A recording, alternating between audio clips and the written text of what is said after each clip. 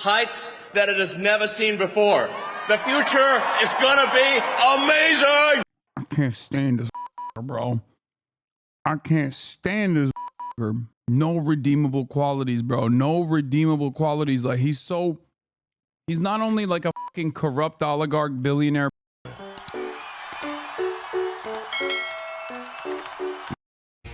Good evening from New York. I'm Chris Hayes. We're just a few days past the election, and we are already headed into uncharted territories. Yes, we know Donald Trump. We really know him. We've had him around for 9 years, 4 years of him in office. Lots of things aren't new.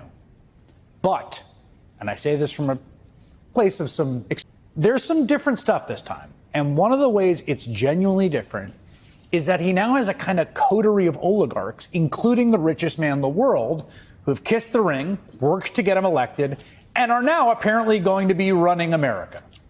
Now, this is a model that's actually familiar across the world. It's pioneered and perfected by strongmen like Viktor Orban in Hungary and Recep Erdogan in Turkey, and of course, Vladimir Putin in Russia.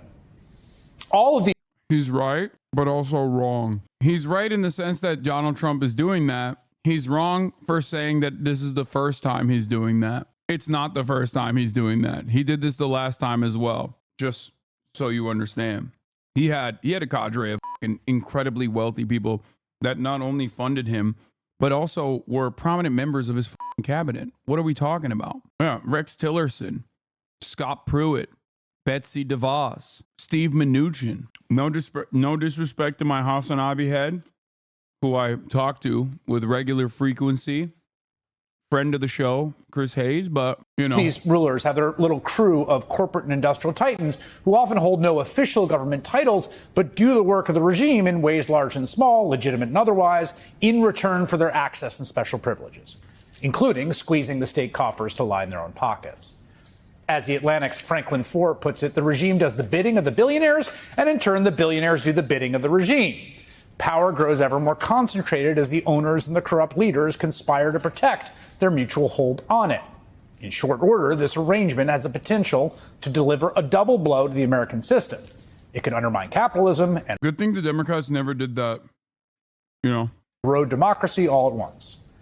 And you may say, and you would be right, that corporate titans have always had a lot of political power, certainly more than the little guy in America.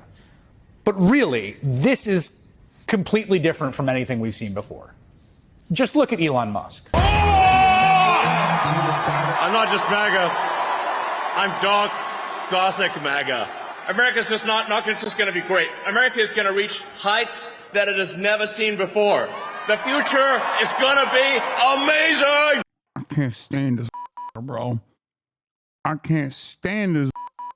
No redeemable qualities, bro. No redeemable qualities. Like, he's not only like a fucking corrupt oligarch billionaire, sexual harasser, massively transphobic, neo-Nazi, all this shit, but worst of all, he's so fucking cringe, barrel-chested. Hate him. Massive crushing victory.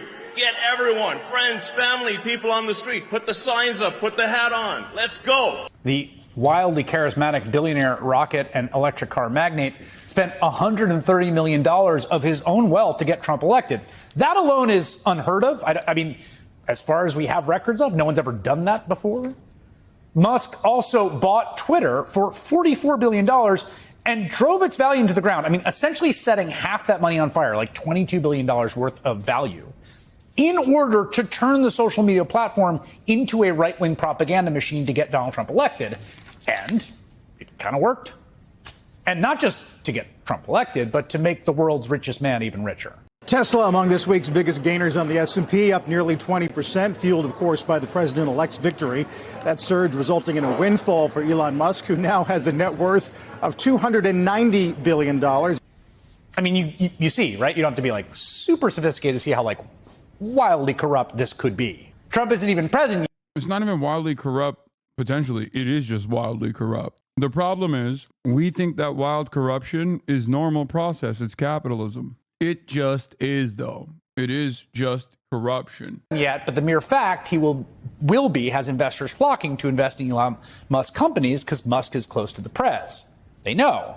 In fact, they probably saw the Trump family photo from Mar-a-Lago celebrating the day after the election, a family photo that interestingly doesn't include Melania Trump, who I think is Donald Trump's wife the last time I checked. But there's Elon Musk. He gets the friends and family discount now. And while he's sitting on billions of dollars of government contracts to the point where the U.S. space program has become largely dependent on him, now he's going to be something approaching a kind of co-president. And if you think I'm exaggerating, here's what happened today. A senior Ukrainian official confirms to Fox News that Elon actually joined a call on Wednesday between President Trump and Ukrainian President Volodymyr Zelensky. Notable there that Elon was on one of those first calls the day after the election with Zelensky.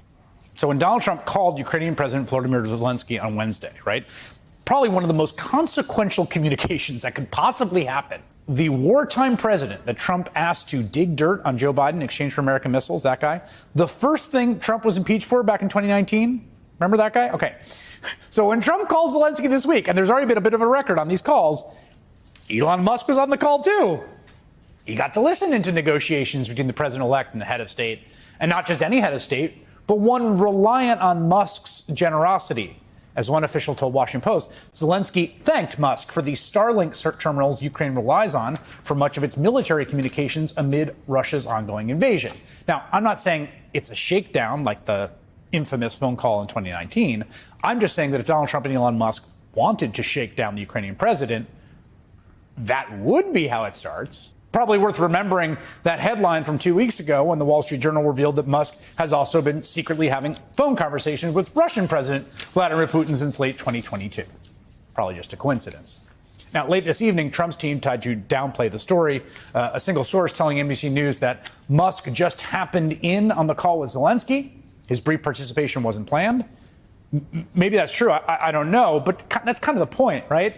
This guy, the world's richest man who spent more than $100 million to get Trump elected, is.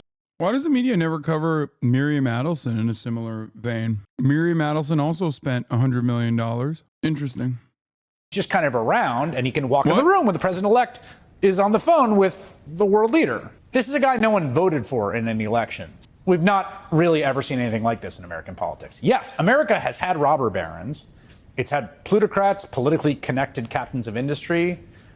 But I don't think we've quite ever gotten this, the world's richest man fashioning himself into a shadow minister of the president with a growing monopoly over information and American technology. And again, it's not just Musk. It's not going to be an oligarchy of one. I mean, Trump has long been looking for a posse. Remember back in the spring when he brought all the oil executives to Mar-a-Lago and promised them good times and lax regulations if they would back his election campaign with $1 billion. They passed at the time, but I bet their thinking has evolved this week. There's plenty of billionaires jockeying for status in Trump's stable of oligarchs, hoping to be the government behind the government, especially big tech billionaires like Musk. As 4 of The Atlantic puts it, there's a distinct twist to the aims of the big tech oligarchs. They don't simply want to insulate themselves from regulators and courts.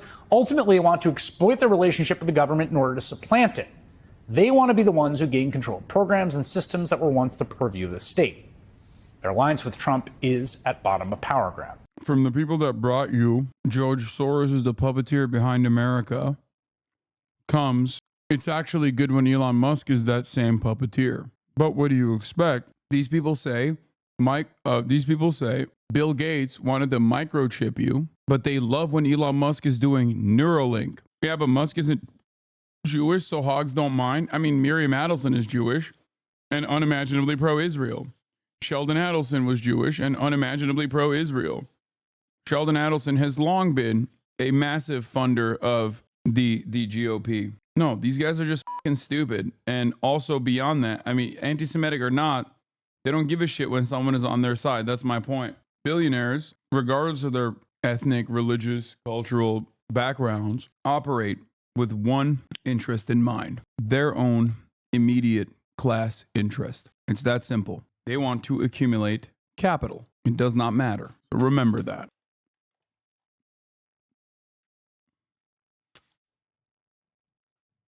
Well, I do want to watch the Why the Middle Class Supports Fascism video.